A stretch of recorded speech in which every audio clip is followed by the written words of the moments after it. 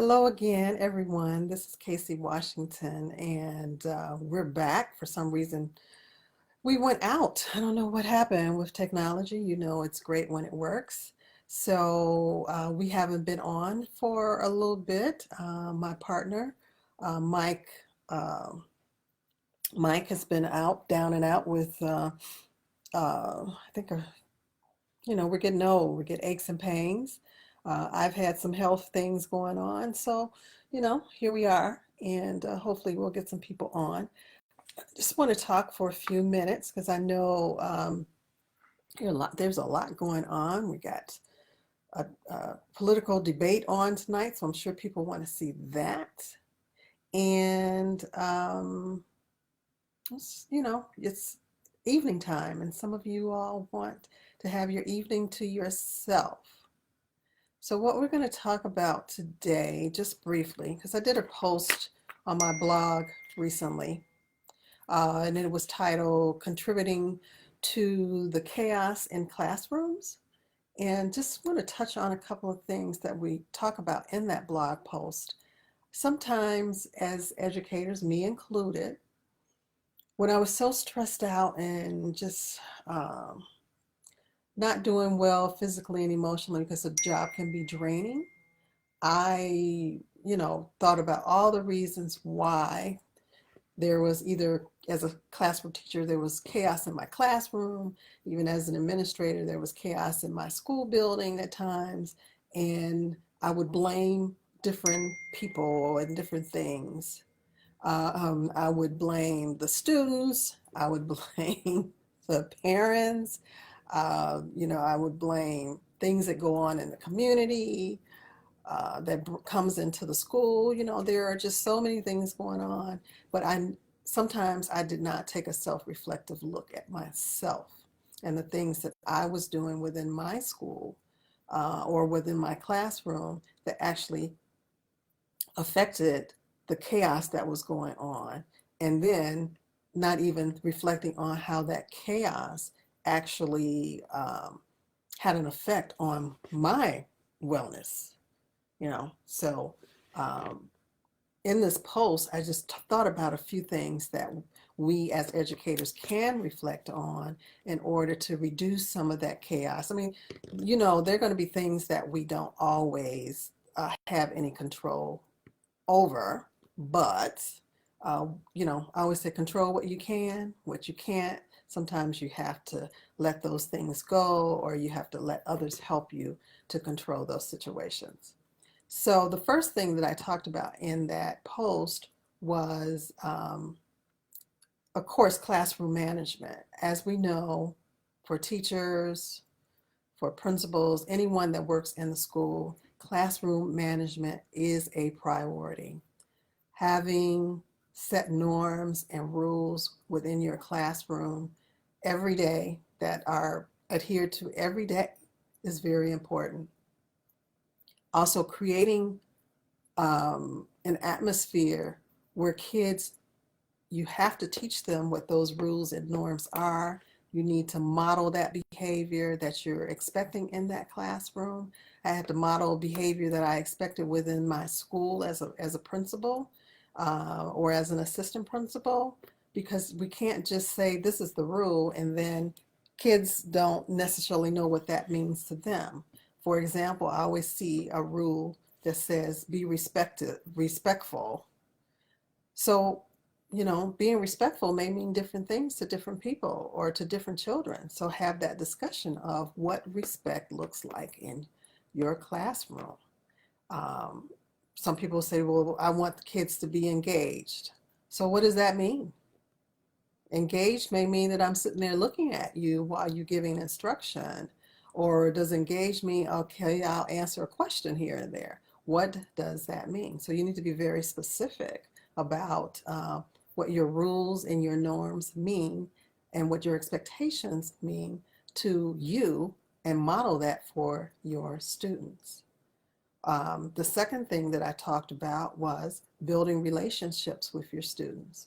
We cannot expect um, good behavior without building relationships with our children, knowing what actually may, cause them to misbehave, what's going on in their personal lives, what's going on in their home lives, whether they're 3 years old, 5 years old, 15 years old, or 18,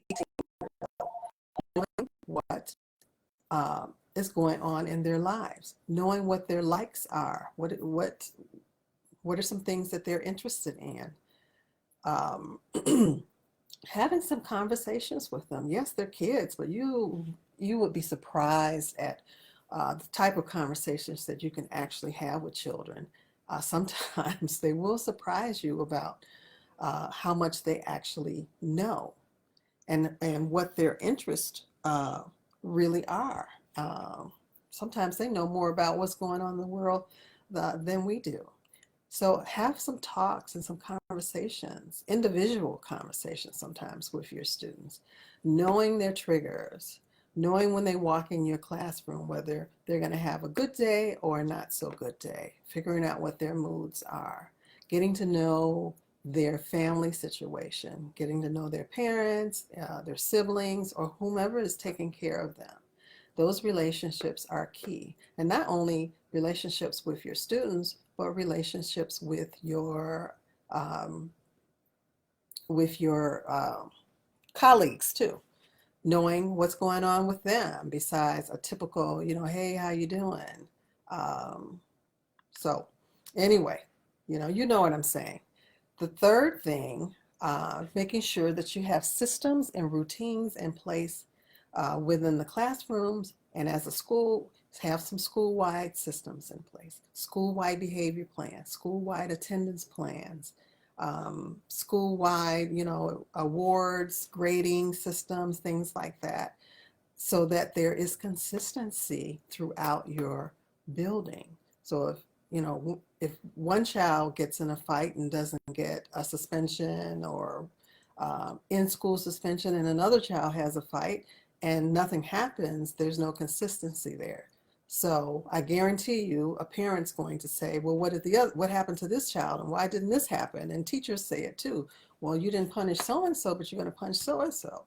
So have that consistency in the school with your school-wide systems, your classroom systems. What do the students do when they enter the room? What do they do when they line up? How do they turn in their work? How do they pick up resources? Um, if you have them sitting in groups, what's the protocols? Is there a group leader? Is a helper for each table? What are those systems? Have them in place and go over them with your students so that they know it. Also, inform your parents what those systems are so that there's not a lot of miscommunication going on with parents, because they will ask, well, how does this work in your classroom? How does my child turn in his homework? He says he turns it in and you say he doesn't. So what is the system in place? Just always CYA, cover your anatomy, and have those things in place. And not only that, have them in writing.